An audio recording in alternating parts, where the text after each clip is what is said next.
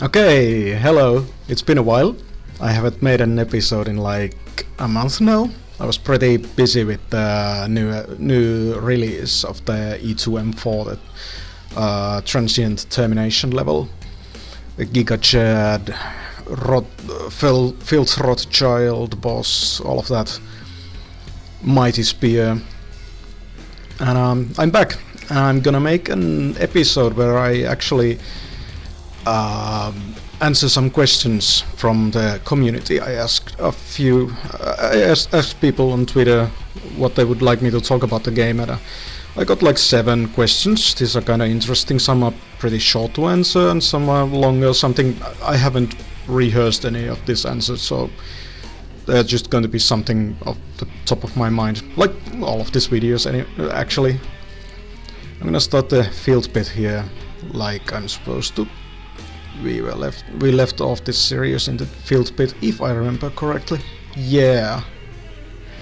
Let's hope the music bug doesn't come up, because Filth Pit has had a weird music bug. Basically, when you go into the indoor area after the huge cave, the music actually sometimes just stops, and I've been looking at the script and all that. I just haven't been able to like figure out what's going on there, because the script is so clean. There's no problems with it, so it's something weird in the engine. Anyway, let's go. I decided that Filth Pit would be the perfect level to answer these questions, because to me Filth Pit doesn't have that much to like tell about its development. It was pretty straightforward, but I can like between questions I can like tell you about something. The level was a bit different in the beginning. Sorry if I'm stuttering. I haven't talked English in like in a month. I did one interview recently, but I kinda cringe when I listen to it. Okay, let's go. I'm reading the questions here. So the first question is the game what I want it to be? Do I limit the game over critique? This is like my shorter version of the question, and I think it is. It's pretty close to it, because when I started this project, most of my answers is that when I started this project, I didn't really have this grand plan for what I wanted to do, and the game did evolve a lot thematically over time. Like it got meatier and grungier and more horror stuff, like these dudes. And I think I'm pretty happy with the game now. And it's become this sort of like a sandbox for my creativity, I think, because the story is going places. It's like it's so different what I like envisioned when I was making this level. For example, the alien stuff in episode 2, it's like whole new stuff completely. Like that came from parts like having kind of no idea where to go after the first episode, but because I just want to make something that constantly feels kind of fresh. Like if the whole game was 3 episodes of this, I wouldn't be happy with the product. I would want to just constantly like twist players' expectations. Like I said in an earlier video, I try to like avoid the usual tropes. Like I don't want to do a game that's Quake, Lovecraft stuff. I don't want to do a game that's just Doom's Hellgate stuff. Like those games exist already. I don't need to redo those. So I try to like think of things that like are new, and I might surprise myself too sometimes. And yeah, I'm pretty happy how this game is going now. Development-wise and theme-wise and gameplay-wise too. Like I haven't been like listening too much to the critique of gameplay. Some players say the game is too hard and you need to give more, I don't know, hand-holding to the player, and I don't feel it needs that, because the game's reviews already tell me. Like if the game was flopping, like if the game was like 50-60% positive, then I'd probably listen to the critique before like saying, yep, the game flopped, I'm gonna cancel it, you know. So because the reviews are good, I feel I can pretty happily like just keep doing what I do and like still add more twists and experimentation to the themes and the story twist and all that. Yeah, let's get that rocket launcher. Ooh, that dude just walked through the pillar. Okay, cool. I don't care. Okay, I think that answered the first question. Like I said in the beginning, this level was kind of what you see all the time, just got prettier and prettier. I made this hanging stuff for this level and I've been reusing it for so many things in the future. I just love this stuff, this hangy messy stuff. And what I was gonna say, yeah, in the beginning of the Filth Pit, actually there wasn't going to be floor.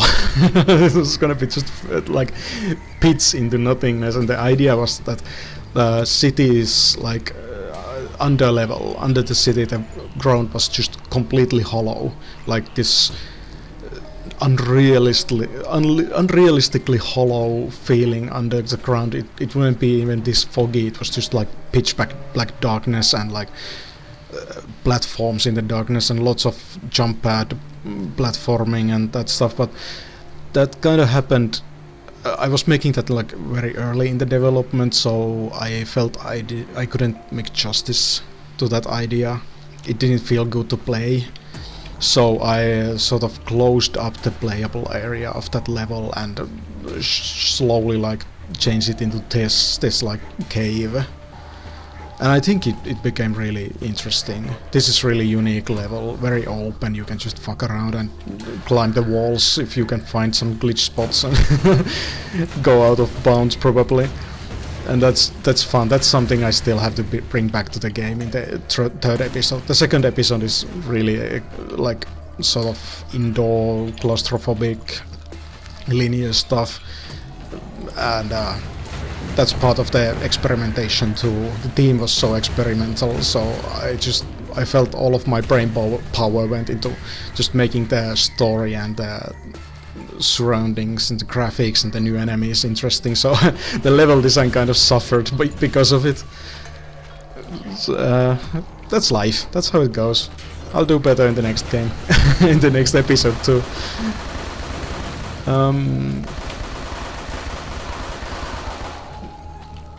There you go. Next episode. The next question is, will there be an BFG equivalent weapon? And that's something I've been thinking about. It would be really fun to make like this weapon. I hope you can't hear the people talking outside. It's middle of the night, damn it. I've been thinking about this weapon that's like one-off weapon that costs extra lives to use.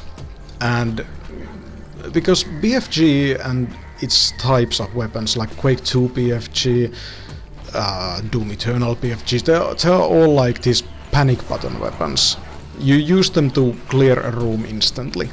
That's like 90% of the role in the game. You can't figure out this encounter, or you're dying, you're panicking, you use the weapon, you clear out the room, and that's it. It looks cool and you feel happy. And I feel that if I'm going to add something like that to this game, I would make it cost one extra life. It would be like a fair exchange. If you don't want to figure out this one hard fight, you can skip it. But the rest of the level is going to feel harder because you don't have that extra life. It would be way better than just like letting player carry five ammo that does the same thing, and you can now skip 5 fights without any cost basically. But that brings up questions like, how do you deal with bosses when you use that weapon? Does it like do a certain amount of damage to a boss? Does it skip one phase? but then you give player 2 extra lives before a fight and now they can skip the whole fight, basically. Do you make some kind of mechanism that like disables the weapon for that fight? Maybe the boss grabs the projectile and just eats it, I don't know. Yeah, these are things to wonder about. I'm not a big fan of BFG weapons, really. I just, to me, like the peak is something like a railgun, and that's something I am going to bring into this game. I want a really like a chunky, heavy feeling railgun that goes through enemies and fuck shit up. The alt fire would be basically like the shock rifle from Unreal and Unreal Tournament, so you can shoot these like orbs of energy, and if you shoot through them with the rail, it would cause an explosion, and it would like yeet the enemies into the sky really high so you can snipe them when they come down. That would be like the dream. That would be so fun to use. But BFG, maybe, I don't know. We'll see. Okay. Next question. My phone just went off. Will there be a risk-reward system to gain extra lives? I don't know. The way extra lives are given to player are sort of like the balance of the game, basically. I decide how hard the level is based on when and how many extra lives I give the player. So if I make a system that lets player like earn 1-ups, that might sort of break the balance that's already sort of broken. There's a lot of things in this game that are just lots of problems. Like this, for example, like now you have the mighty spear with this, and this is wreck shit. You can just delete enemy groups instantly with this. I think at the end of episode 3 I will go through every element of the game one more time and rebalance them a little bit, because I know overpowered stuff is fun, but you have to be smart with those. Yeah, what am I gonna say? Yeah, it would be fun to maybe make a system that like you can earn 1 extra life if you use melee a lot. So if you just go ham with the spear a lot in the level, you get 1 extra life. Maybe you would have to kill like 20 enemies with it. But it gets done pretty quickly if you do just this with the power up. But game's easy.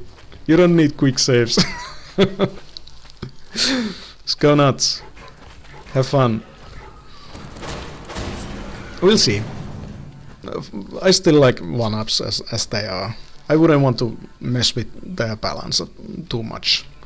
If I made a risk-reward system, I'd probably have to like lower how much health you get from a 1-up. Like when you take the little shot, and in this in this version you like you get 75 health back, but maybe it would be just 25, 50 if you could earn 1-ups back.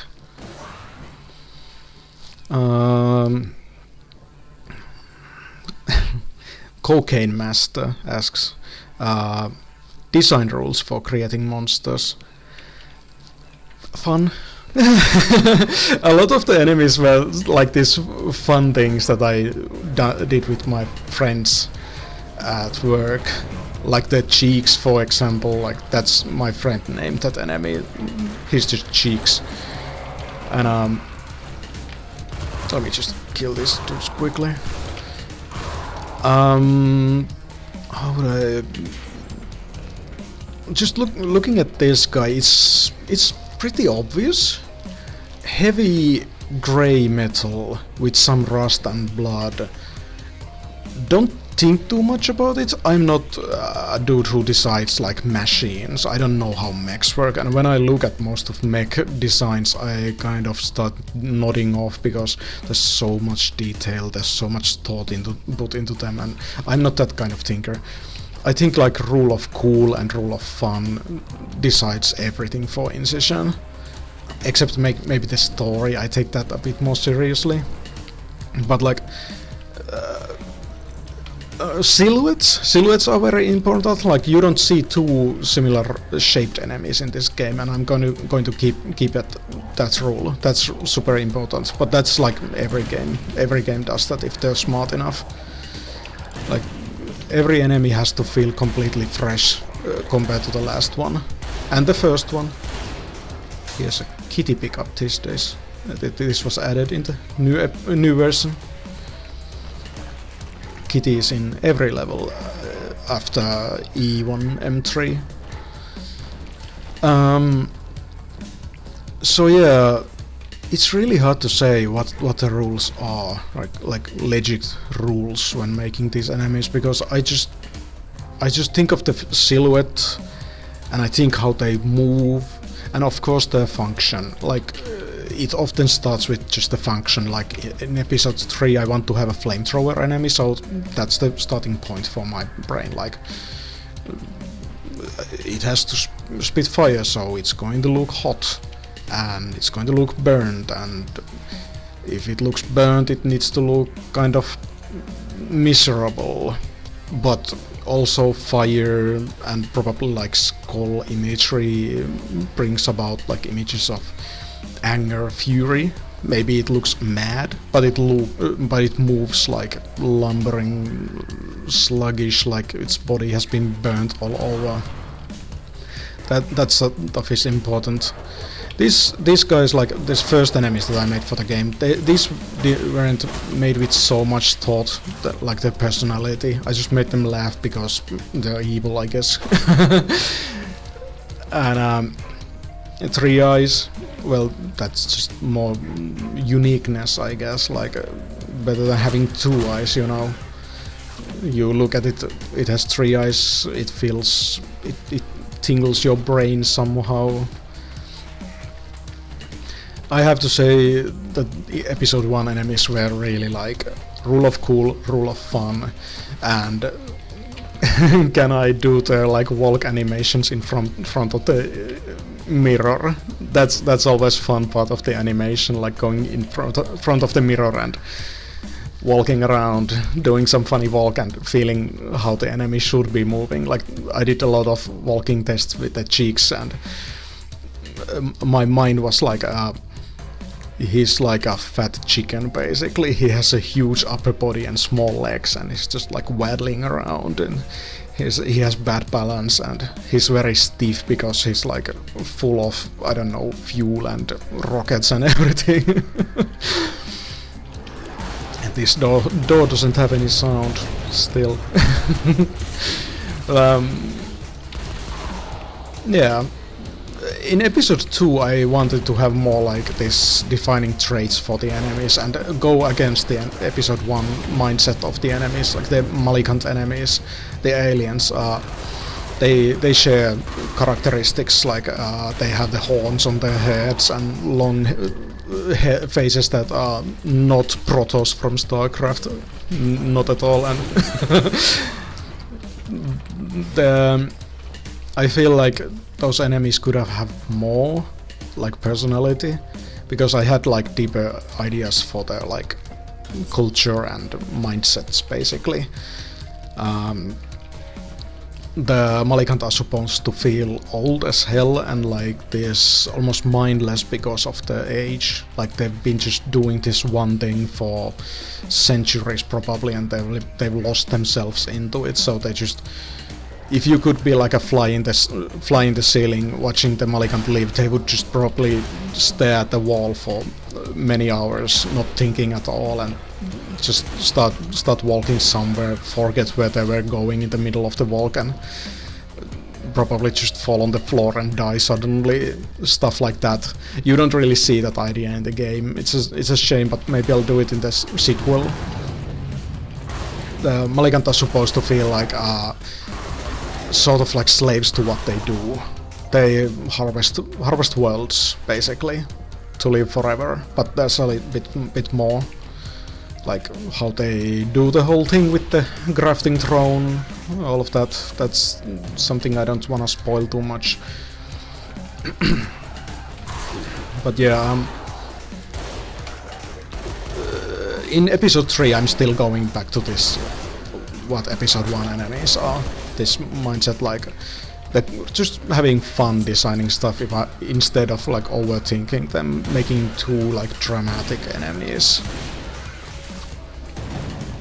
Dramatic meaning like story-wise, like sad enemies or something like that. Like that's fun too, but I want to end this game with a bang. Okay.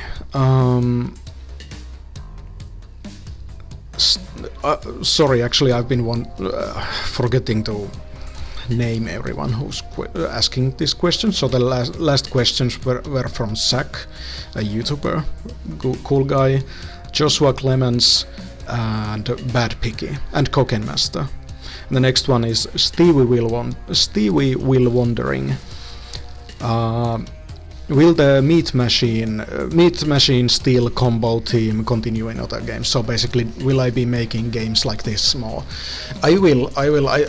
This is a solid team that I've been building over the years, and I won't stop making it. But I want to make other kind of stuff too. Like I've talked about this, like what I was doing before Incision, before all of this horror stuff, and I was making this like pretty like cartoony game with fan service, big booba lady punching monsters, and I still want to do that too because I love those characters. I love that world that I have in my mind, and I just want to like create it. And oh look, the music stopped. Nice. It now stopped in the different spot. Yeah, I think what drives me is freshness, basically. And if I keep making this, like what you're now seeing, this stuff over and over and over, I'm just gonna die. I want to always like freshen things a bit, and that's why Incision 2, if I'll ever make one, won't be a first-person shooter. It will be like a horror game or a third-person shooter, something like that, I don't know. I've been playing Resident Evil 4 a lot, the classic and the new one, and I absolutely adore those games. I just love them to bits. The gameplay, the story and everything. I would love to like copy the classic Resident Evil 4 style for the sequel, like a over-the-shoulder, slower movement, tank controls, and if you shoot you can't move, so you like shoot and aim at a spot, and you have to shoot at enemy weak points to stagger them and do like a melee attack.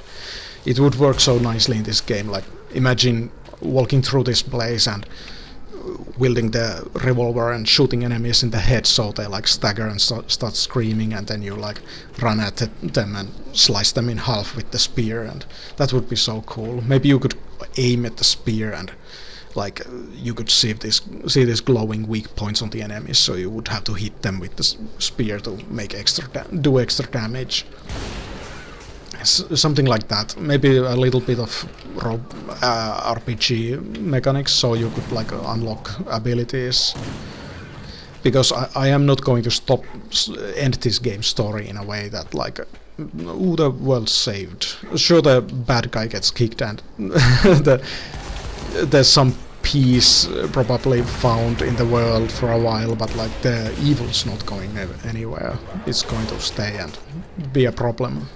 And this guy is like the perfect for the job of killing these monsters, so you can create anything. Like I've been thinking about all sorts of funny things that I probably shouldn't say too much, but like how the world would be after this events of this game, because these are not affecting the entire world. This is something that's just happening in one city, and the whole world's like confused about this situation. I found the exit. Let's go back here so I can talk more, because I got more questions. But yeah, what I was gonna say. Yeah, I will keep making this kind of game, basically. That's what I was gonna say. Did I find all the secrets? Yeah. Okay. No one normal resident of the INCISION Discord, asks, how do I make enemies technically? The way they act, they move and stuff like that. It's pretty rudimentary stuff. Like, I have a bunch of scripts on top of each other. One handles the states, which is like the enemy starts in the idle state, it stands around. That state is when it also sets its stats like health and can it be burned and all of that stuff. And there's another script that's telling the enemy what it's seeing. So basically it's constantly scanning for line of sight for the player. And the line of sight is based around distance to player, so if enemy is farther away from the player, it checks the line of sight slower. That's an optimization thing, because the levels are big, you have 100 enemies constantly checking for players' line of sight. You have to like slow down how many times they can check that in a second or in 5 seconds and stuff like that. So you have that system communicating with the states, so when the enemy is in idle, it waits until the line of sight tells them that, ooh, we see the player, now they can wake up, and then they start moving. And it sends a command to the pathfinding script, which is just using Unity's basic navigational system, which is like system tells to move towards player, and they know how to like move around obstacles and corners. And there's some randomization. They basically, when they move towards the player, they sometimes go into the state where they like pick a point around them and move towards that, and then start chasing player again. That's to make them zigzag a little bit when they move. Because originally when I was making this game, I realized the enemies were like moving in basically straight lines. You could go into a room, enemies see you and leave the room, and they all just one at a time just walking to the room with you where you are. It's kind of funny. So I had to break that up. And then there's the system for juggling, which is like it's kind of a messy script. I have to remake it one day, but it's like it waits for an explosion. When they go into the explosion, all the explosions have this number that sets how high they fly, and they just gets pushed up, and then they in the air start looking for the floor, basically waiting until they can touch the floor again. And before that, they just stand in one place and try to shoot at you. The shooting is done with the line of sight system too, so when they chase the player, they check like 0.2 seconds, between 0.2 seconds they check like can they still see the player, and if they can, they go into the attack state. Some enemies have like multiple attacks. Technically the Moss, these dudes, the dodge is an attack, so when they see the player and they go into the attack state, they roll a dice, will they dodge or will they shoot?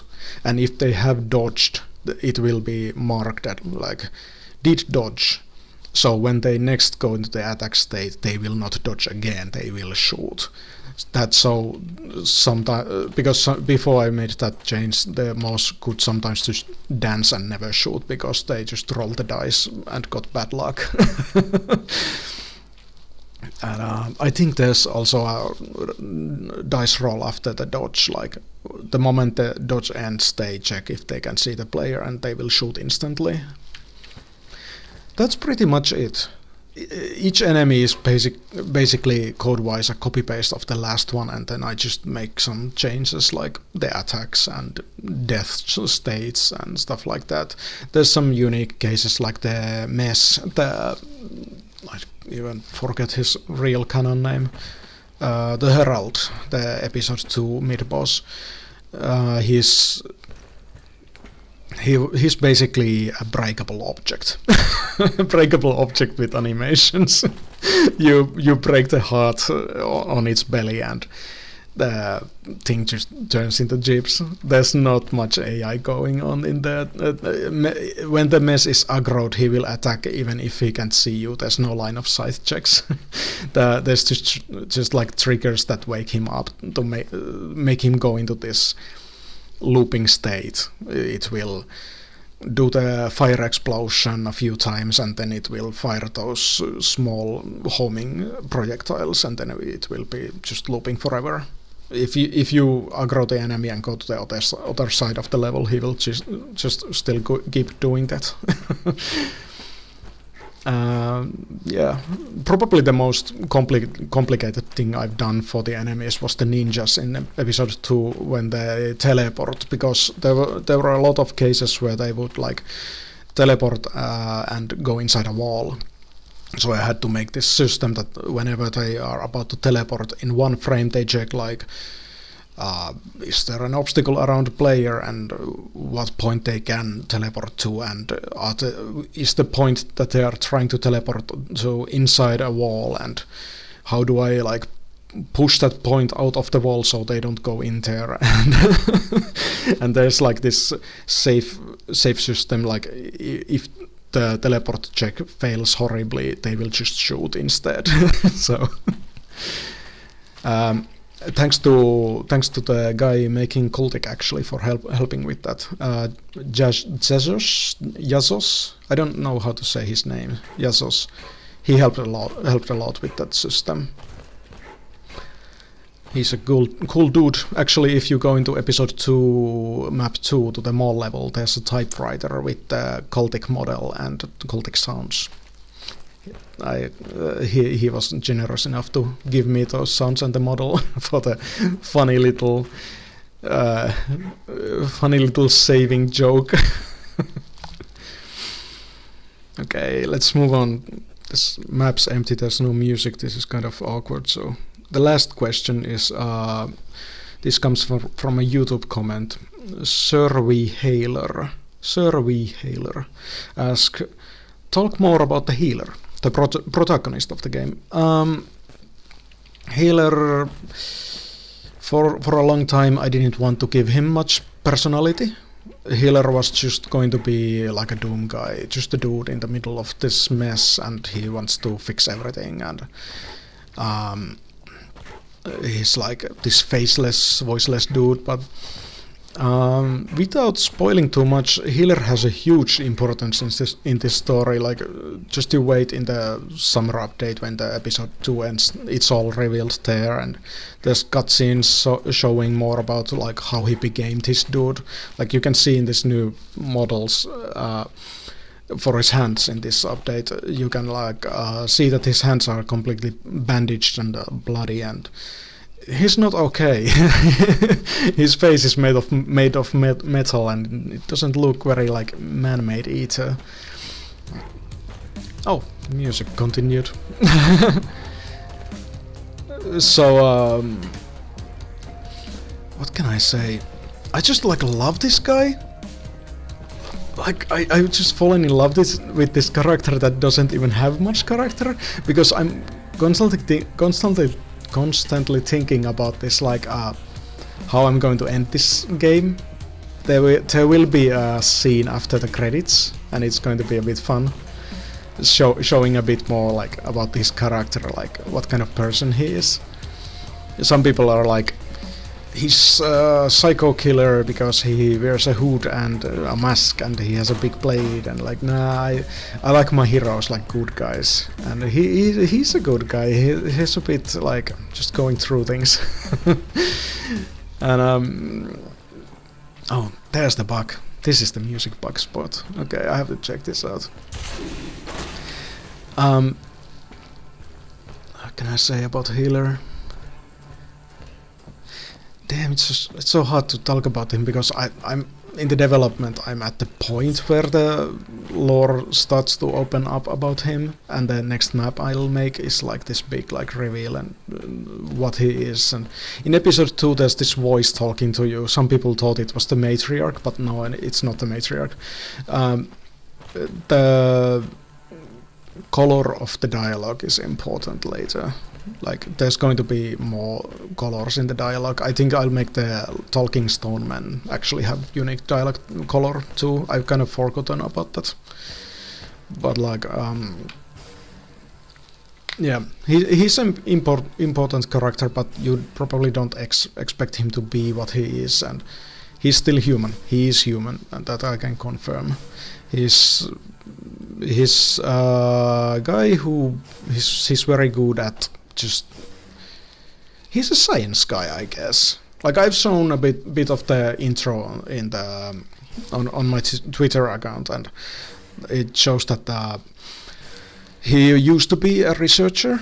He's wearing like a hazmat suit in that animation, and so he's a bit smart guy, but he's also good with guns. So he's human. Humans are good at inventing things and inventing things that kill. So that's the healer is very much human. And the name the healer is actually unique, because for the longest time when I was making this, I just called him the INCISION guy, but in the episode 2 map 3, the voice that starts talking to you it calls you the healer. I'm like, ooh, it's a mystery. Why is it calling you a healer? You're just constantly killing things. What are you like going to heal? What does it want you to heal? Stuff like that. And sure, you can say you're killing monsters, you're healing the planet. That's true too, but there's a little bit more to it too. Anyway, that's about it. This was a long video. I think like 40-45 minutes. Yeah, I'm gonna start a new thread on Twitter, asking for more questions so I can keep answering those. The next level is going to be E1M4, the nerve end. That's going to be a doozy. Short level, so I can't answer that many questions, but I'll try to think about something about the development stuff. There were a lot of like revisions for the map, so I can talk about those. Anyway, I'm gonna go here and end the level, and thank you for all the questions. Thank you for your time. It's kind of ridiculous. Some people actually watch this. The quality is so shit. I bought a new headset and it doesn't work, so I'm using the old one. Freaking Chinese bootleg headsets. Anyway, I'm gonna go. Thank you. Goodbye. Bye bye. No goodbye. I'm not going anywhere.